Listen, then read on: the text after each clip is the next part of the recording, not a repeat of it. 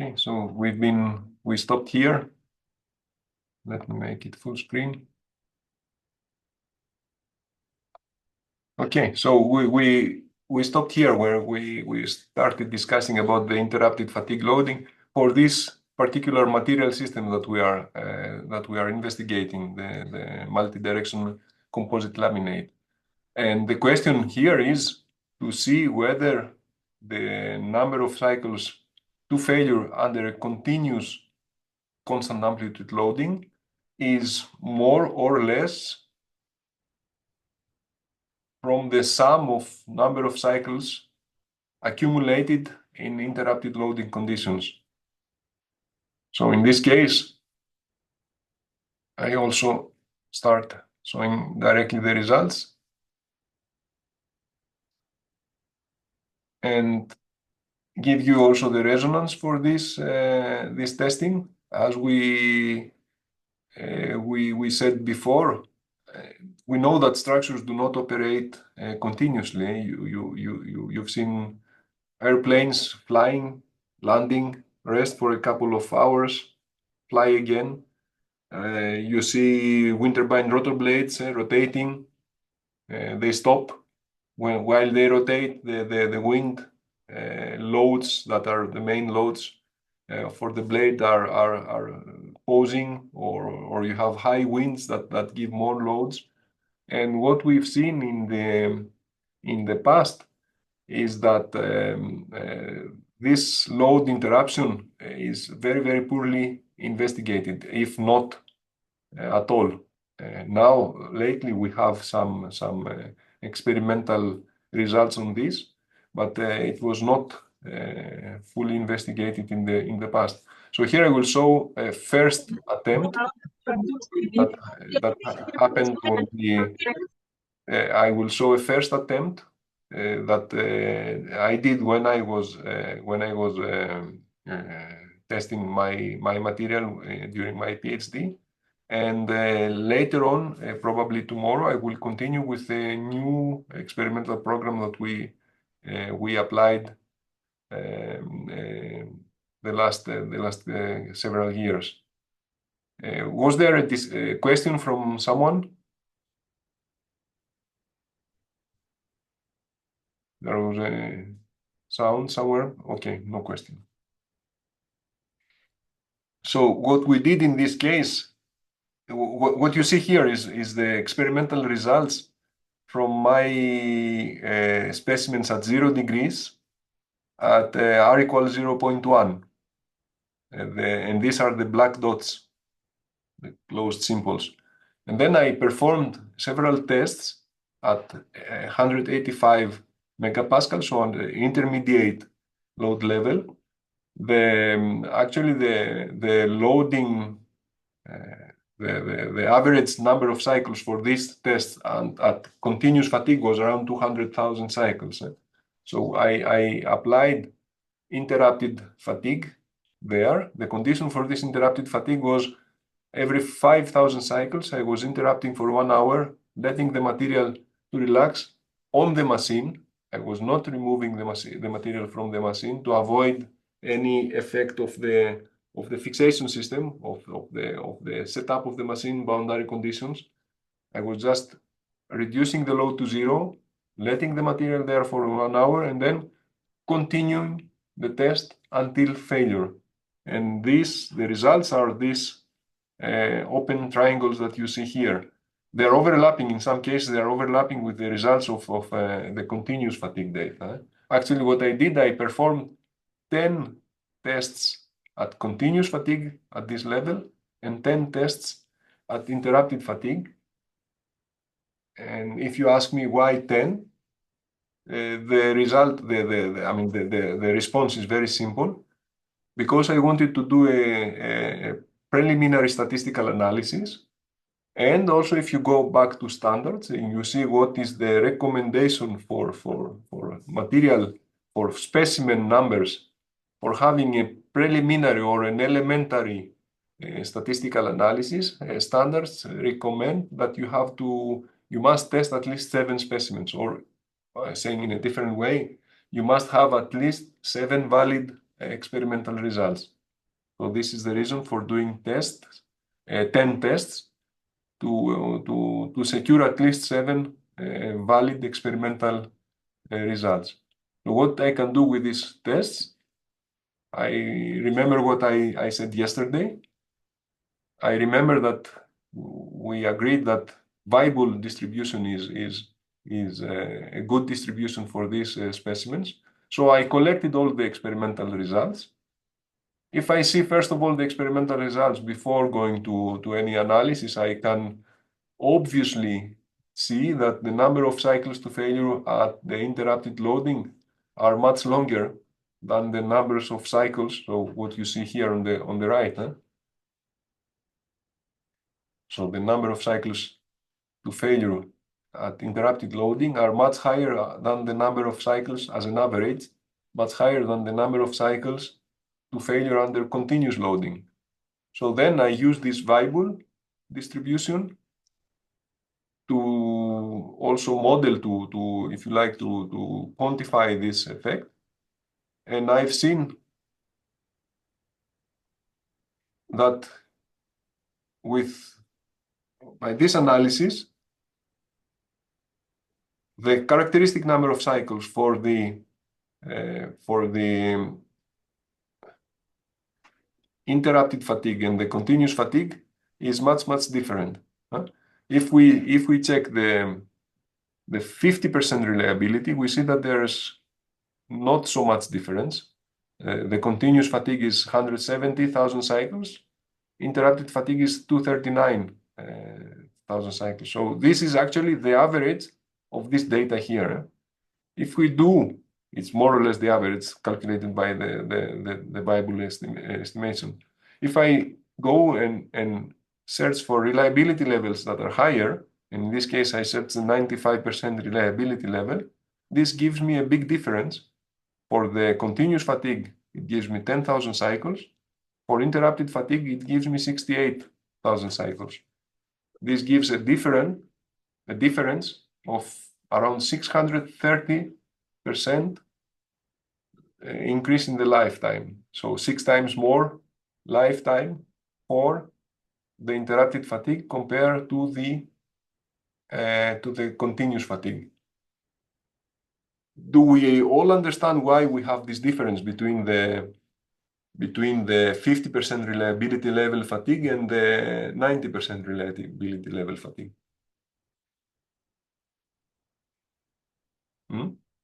Any idea? It was a comment just before about this.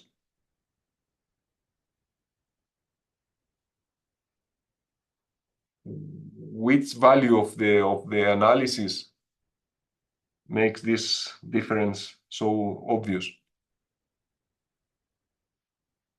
If you see the distributions, this is the distribution for the continuous fatigue, the solid line, and this is the distribution for the interrupted fatigue.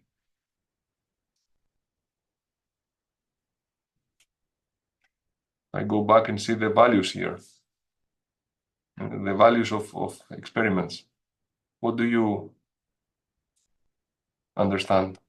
Continuous loading failures happen at lower number of cycles. This is the first, they are lower. What And else? you can see more scattered here. Exactly. So 4 lakhs. And, exactly. So actually, what makes this big difference, that when we talk about 50% reliability level, we have only 40% difference between the two distributions, and when we talk about the 95% reliability level, we have 630% difference in these two distributions, exactly because of the scatter of the experimental data.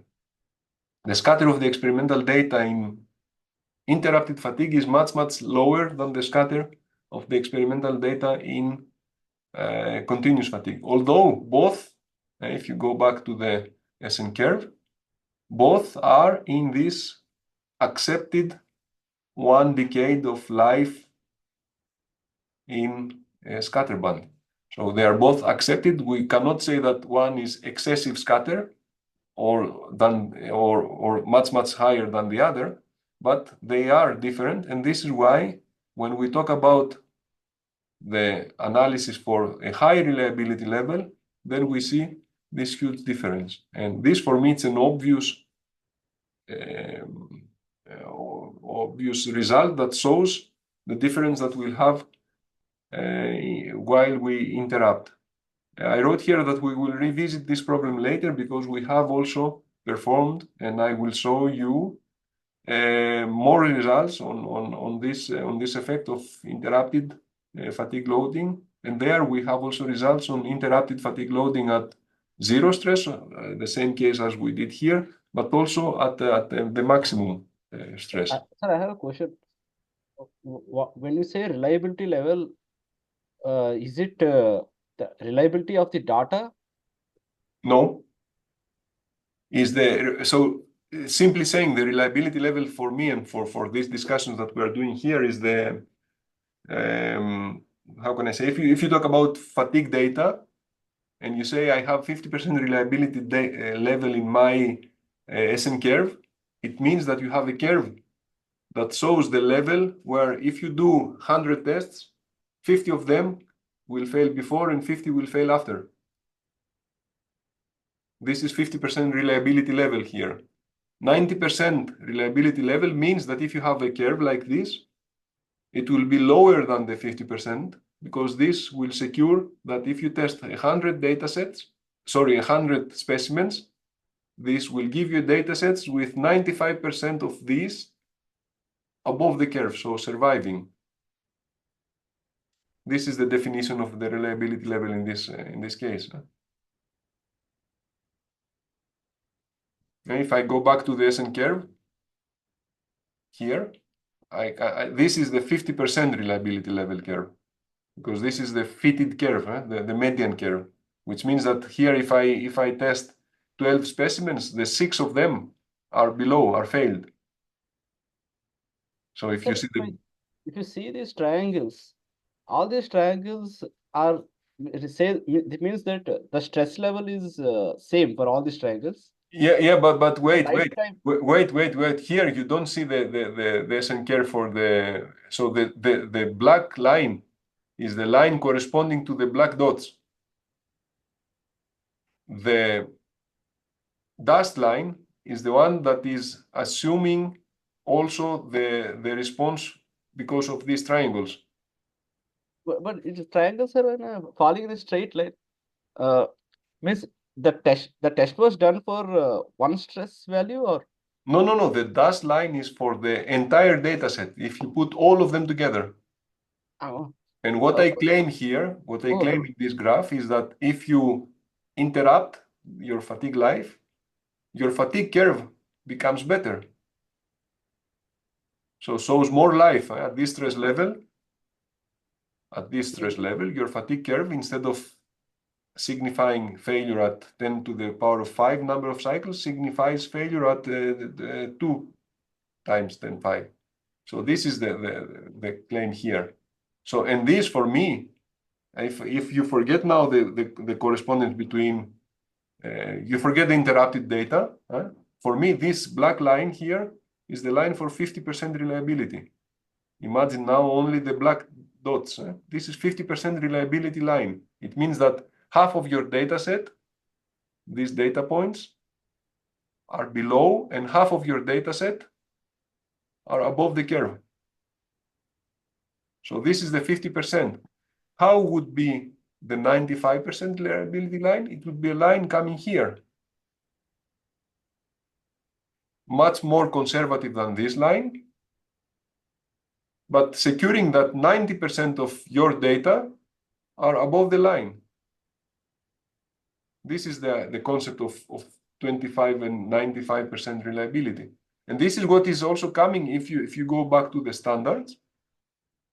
The standards that discuss, for example, the ASTM standard 739 that discusses the plot of the SN curve, it tells you take the median curve that it is either power law or an exponential law, and then you can plot the two confidence bounds. You plot the two confidence bounds showing that 95% and 5%. 95% is the line that tells you that 95% of your specimens are above this line, so they have life cycle more than this, and 5% is the line that tells you that only 5% of the specimens can survive more than this. All the rest will fail before. And this is described in the ASTM 739, that is the corresponding ASTM for the analysis, the statistical analysis of the fatigue data.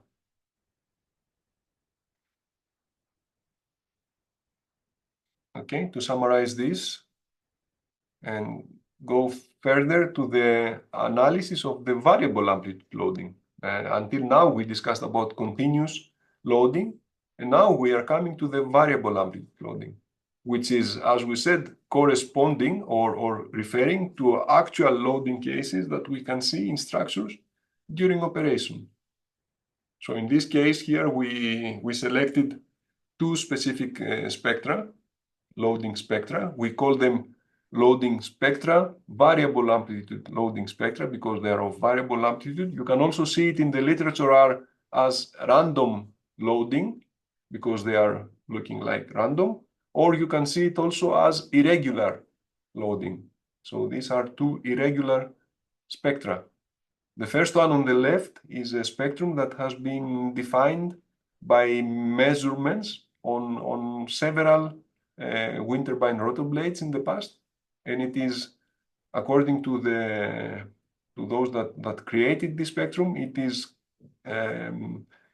is a representative of actual loading that wind turbines see during their lifetime.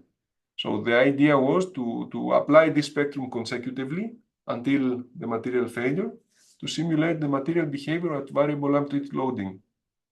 The spectrum on the right is a spectrum that we measured while we had the project at the time, and it is a spectrum that we call it an engineering spectrum, measured directly from a site where we were supposed to build our wind turbine.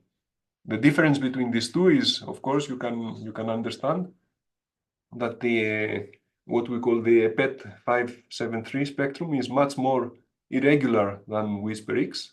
WhisperX actually is like a block loading with overshoots, but this PET spectrum is a completely irregular spectrum with different changes between the loading cycles. So we tested 47 specimens in this loading spectra that can be analyzed in this sense, the comparison between the two spectra. You see the probability distribution function of the stress ratio, and our PET spectrum had a lot of different stress ratios. You remember before we discussed about this. The stress ratio is the ratio between the minimum and the maximum stress of the loading.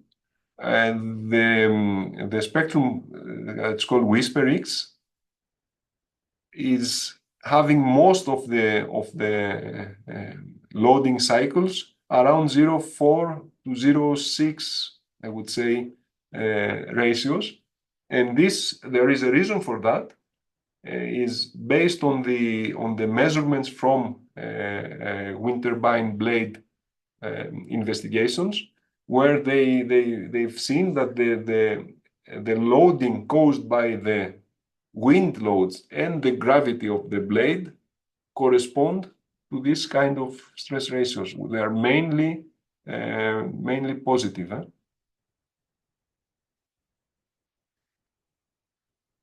So this second diagram here, the second plot here, shows the load range with the cumulative percentage of cycles, and exactly shows what we mentioned before, that the WhisperX spectrum is less random, if you like, less irregular than the PET spectrum.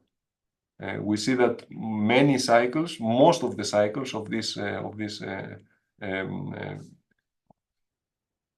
most of the cycles of the WhisperX spectrum are related to a load range of around 40 to 50 megapascal, while for the PET spectrum we have a very, very big difference between loading cycles with a lot of loading cycles at low stress levels. So these are characteristics of the spectra that play significant role in the material performance, the results that we see, and this is exactly what we see here in this plot. What we plotted here is the maximum of the spectrum. So if I want to explain a bit this one, imagine we have a spectrum like that. What we plot here is this value. You see here a sigma max. And the number that you have here is the number of passes, how many times the spectrum has been applied on the material before the material fails. And it is obvious here that you see the EPET, which is the open symbols, performs better. We have better fatigue life than for all the 0 and 30 and 60 degrees laminates than the Whisper X spectrum.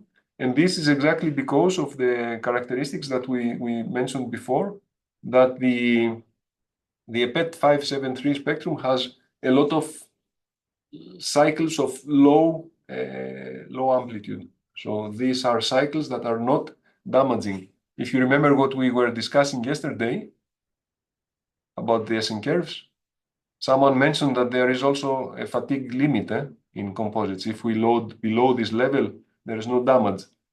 And what we've seen today is that our EPET 573 spectrum has a lot of cycles that are very, very, very low in amplitude. That might be that they are not so damaging as we can see from these experimental results. What we can keep in mind, however, even in variable amplitude loading, is that these experimental results can be also fitted by a power law. So here is again the discussion that we had yesterday about the power law fitting of the behavior of the material that follow this kind of power law performance, independent of the material. The material itself, and independent of the loading, there is a causal information behind that leads or if you like justifies that the materials follow this performance. And this is also another proof that we have in this slide. So the question now is, how can we investigate a bit our material? We've seen that we did test at constant amplitude fatigue, we did test at variable amplitude fatigue at different loading cases. We have different orientations. And then we wanted to understand a bit to see how the material fails, what are the types of damage that we observed during fatigue. And actually, we observed the typical types of damage that are observed in any, if you like, any composite material. We have a combination, a sequence, and the combination of these damage mechanisms, starting with matrix cracks all over the volume, that when they develop, they become delaminations. So they are matrix cracks actually in between the layers. They also become interface failures. These are failures of the matrix or the interface, if you like, between the matrix and the fiber. And this, at the end, makes the fibers to act alone without any support from the matrix. And in this sense, we have a fiber failure at the end. As we said, this is a synergistic effect. It's not that each one of these failure mechanisms acts individually, independently, but there is always a synergy between them to lead the material to failure.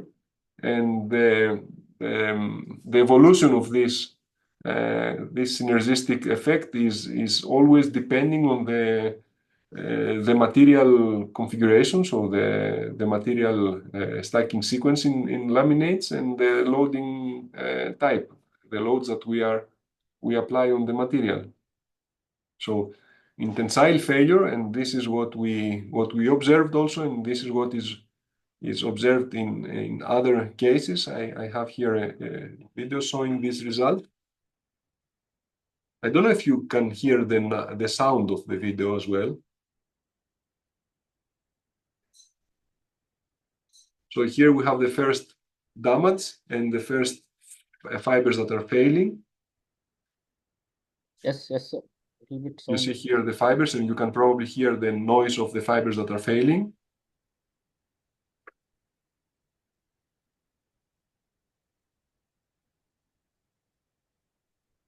So this is a static test. It's not a fatigue test. And here again, you can see the strain gauges.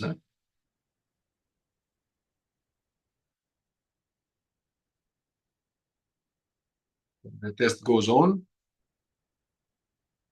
And at a certain point, when the cracks in between the fibers are accumulated, we have the final failure of the material, which is kind of explosive. This is what we observe.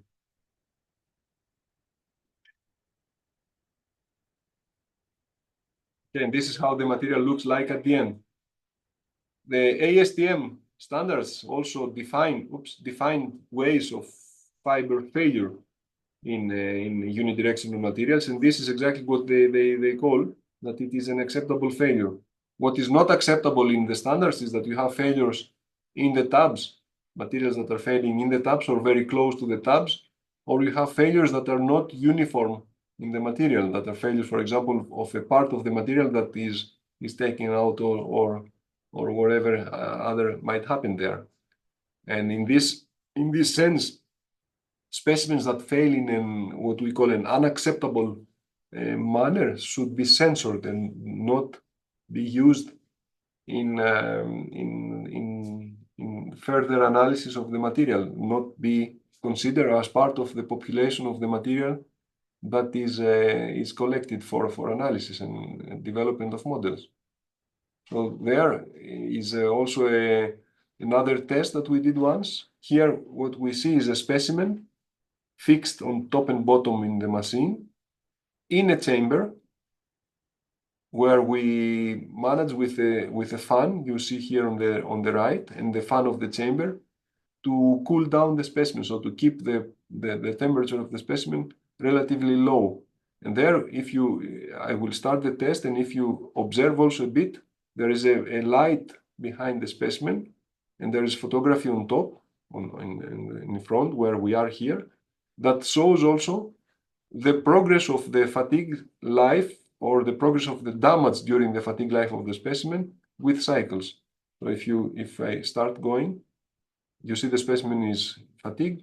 And now if I stop here, already we see that there is damage at this region, because in this region we see that the material becomes darker. If I go further, the material is darker here. And what we can also observe is that the material starts having cracks that are running. This is a plus minus 45 degrees laminate, an angle ply laminate. The material starts having cracks running. These are the interface cracks that we are talking about. Cracks are running along the fibers that become more and more. There is also a relative, if you see if I go somewhere that is here, right? The material here is in tension. You see there is also a relative necking of the material that is lost when I go to the next cycle. You see when the material becomes smaller, the necking is lost. Then the necking is back when I open the material again. And now we start seeing at this point here, we start seeing the damage that will appear. I go slowly. We see the damage there that will lead the material at the end. I'm going slowly because then we lose it.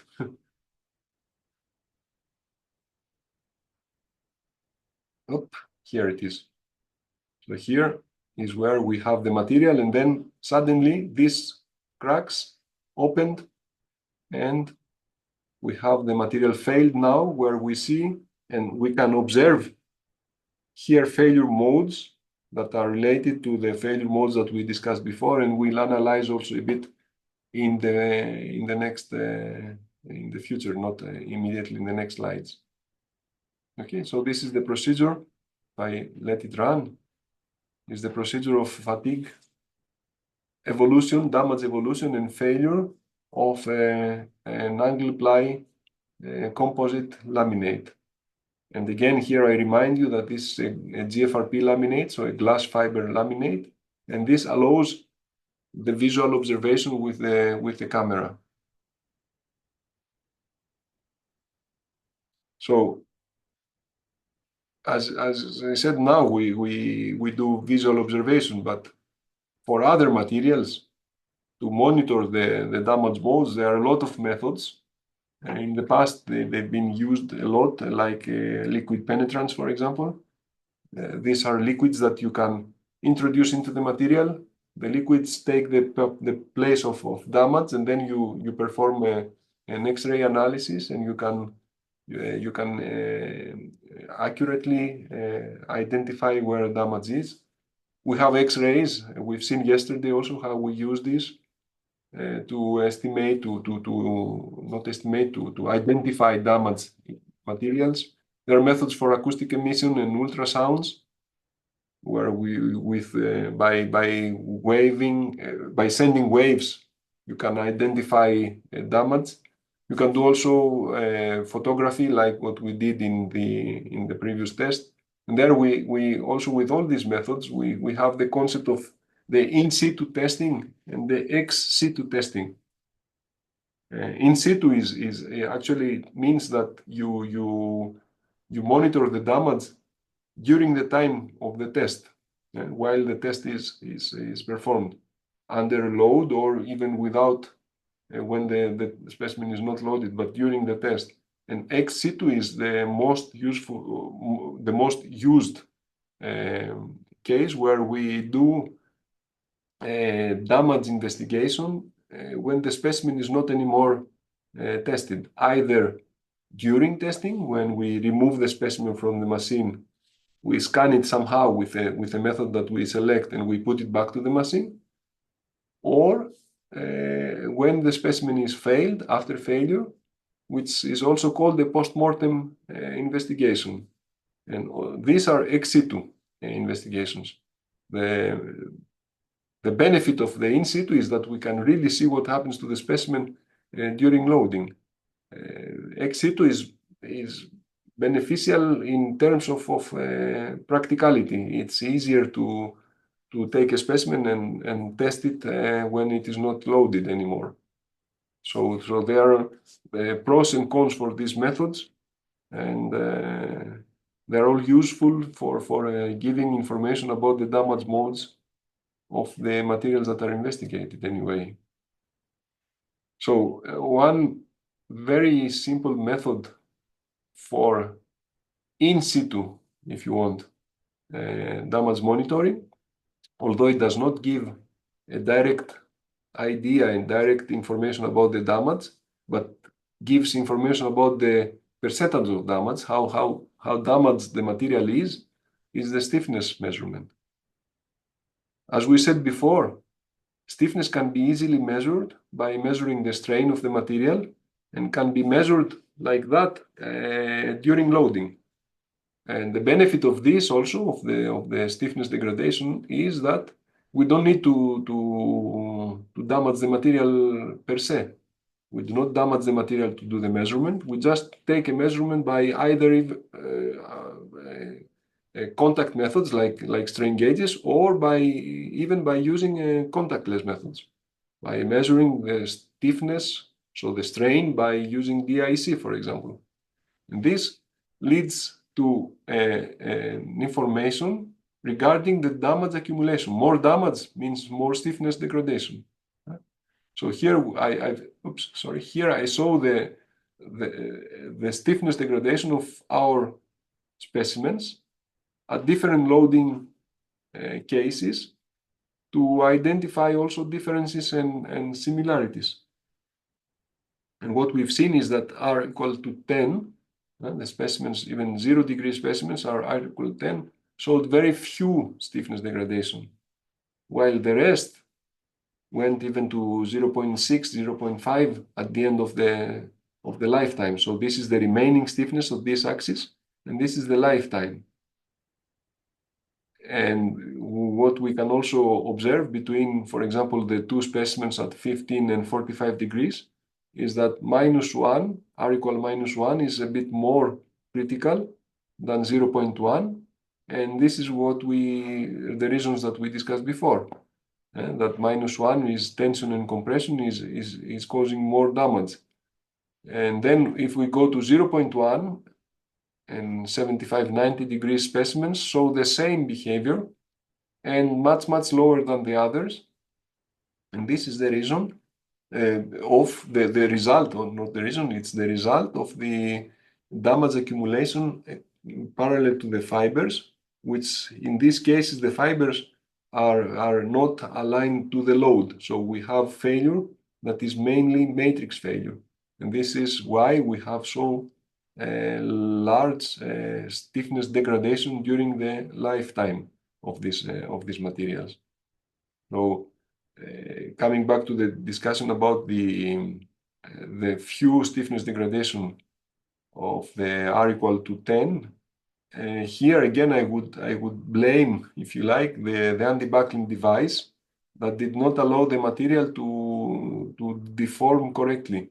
And in some cases we've seen disturbed failure surface, what you see on the left side of this photo. We've seen disturbed failure surface for compressive loading when the anti-buckling device was used. On the right side here, you see the specimen at 0.1, where you can investigate, you can see failure of the matrix and eventual failure of the fibers after at a certain stage during the development of the damage. If we put everything together then to compare the behavior of the materials in terms of stiffness degradation, we've seen this strange behavior of the R equal 10 that shows that independent of the off-axis angle, there is no reduction in stiffness.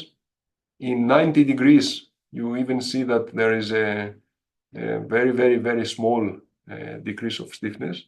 And this we assume that it is related again to the anti-buckling device, and this increase that we see here in the 90 degrees and the 75 degrees specimens is related to the excessive damage that we've seen in the specimen. And due to the anti-buckling device, this damage was not allowed to develop well. It was confined, and that's why the measurements of the stiffness were even showing increasing trends. For the other two cases, we have more or less a decrease of stiffness, which is reasonable if we're excluding this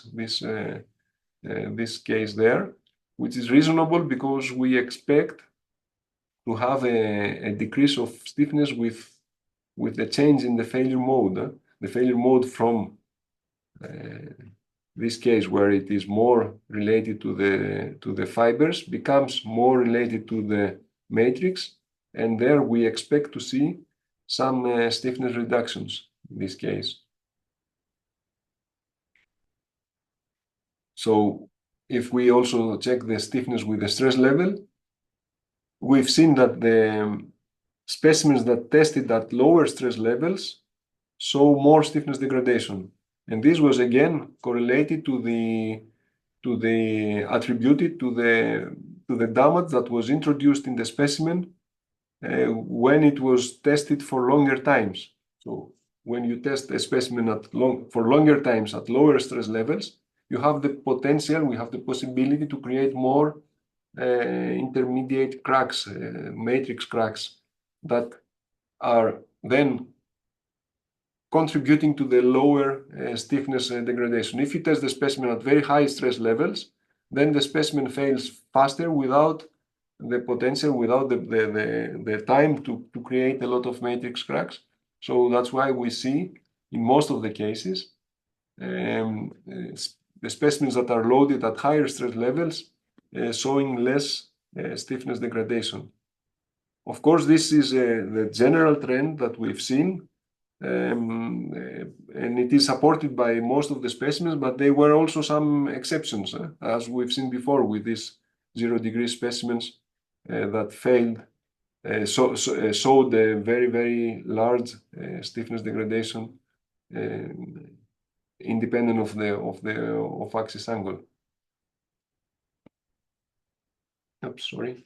And then if we compare the stiffness degradation with the actual number of cycles, not the normalized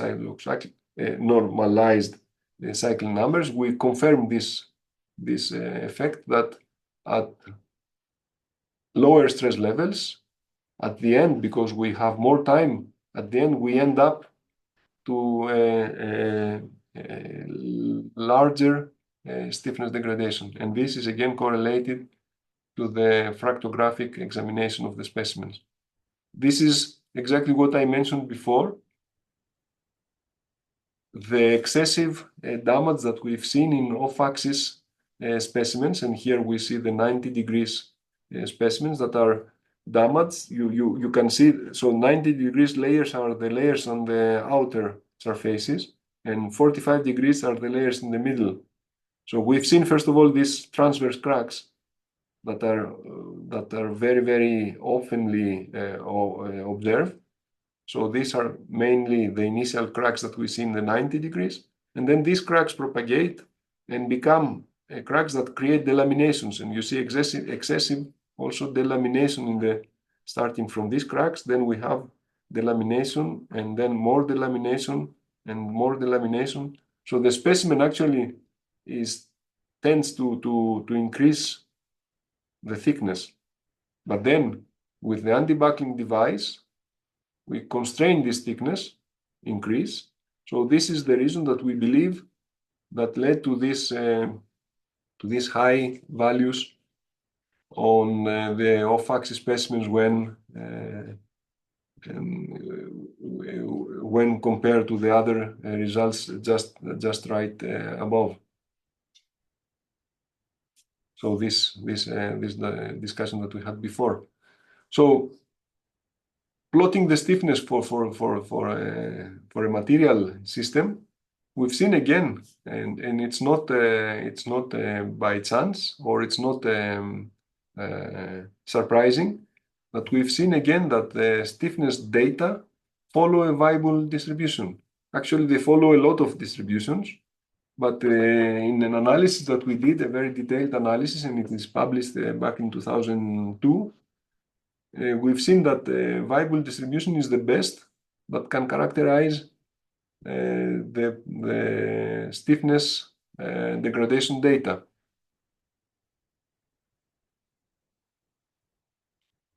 So I would summarize these material investigations, and probably we can stop here for today.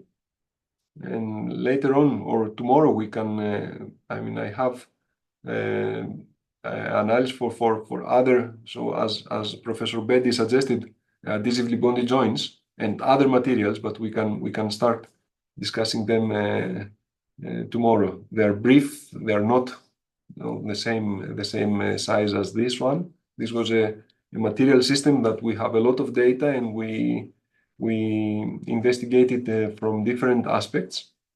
So that's why I spent a lot of time on that. But I think that it gave also an overview of the way that we do experimental investigations for composite materials. And in this case, again, coming back to the discussion that we had before, what is the objective of each experimental investigation? Here we needed to work on empirical modeling and prediction methodologies, and that's why we collected the types of data that are needed to develop these methodologies, we'll see later on, and to validate the methodologies. And the focus there is on the plane stress conditions, so these multi-axial stress states that we know that are affecting a lot our material performance. That's why we did the off-axis testing, because off-axis testing in composite laminates leads directly to plane stress conditions in the local system of its layer.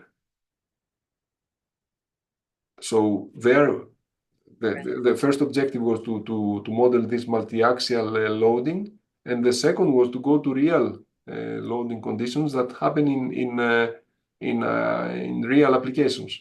So that's why we did this testing on the random loading to be able to validate then predictions of our method for this kind of loads that can be seen in open air applications.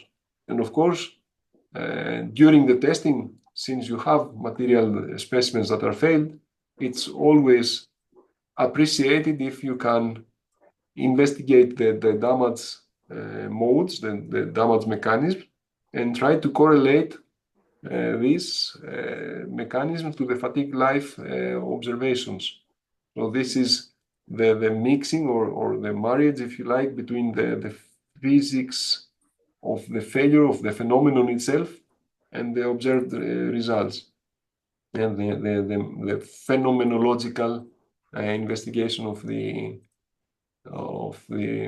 phenomenon. So I think we can summarize here if Professor Bedi agrees. Yes, surely, because we have talked about today. So if I try to summarize the today's discussion, it was about experimental investigations on fatigue of composites. Basically, to talk about fatigue studies, there are different ways in which we can carry out fatigue studies. Fracture mechanics is one approach, SN curves is one approach, which we have tried to discuss today with experimental investigation, and then using some mathematical models to model the observations that we are having in the experimental program here. Experimental programs, as we understand, for fatigue, and those of participants who have at least studied something about fatigue, they can see that they are very extensive, take a lot of time, lot of effort and money. So carrying out one can say investigation for one material system may take if not months, maybe if not years, maybe months together. So sometimes it runs into years also. Professor Vassilopoulos can agree with me that many a times when you carry out testing, you do it for the specimen level, coupon level, and then try to replicate or apply those findings to the component level testing. So it is very, very time consuming. And that is why the data that we have learned about today, discussed about today, is very, very important for us to understand. So I thank the participants for attending this today's session. We will connect tomorrow again at the same time. So I request everyone to connect 5 or 10 minutes earlier. Thank you very much, Professor Vassilopoulos, for sparing your 3 hours today. So I understand that there may be so many people running for you in your institute. So they will, because your work is also you have to hold that work for this particular course for that group or continuously for 2-3 hours. So so I thank you once again for that purpose. And if participants or any other participants who intend to work on fatigue and they want to know some other data, they can write an email to me or to the organizers. We'll try to let you know what facilities are available with us and how we can help you in organizing your testing or even your research also. Because fatigue, people working on fatigue are very limited. So it's not a very large community. So thank you, sir, for sparing time today, and I thank everyone also for connecting for these 3 hours today. Thank you very much. Thank you very much. Thank you all for your patience, and see you tomorrow then. Yeah, we'll see you tomorrow in the afternoon at 2. Okay. Bye.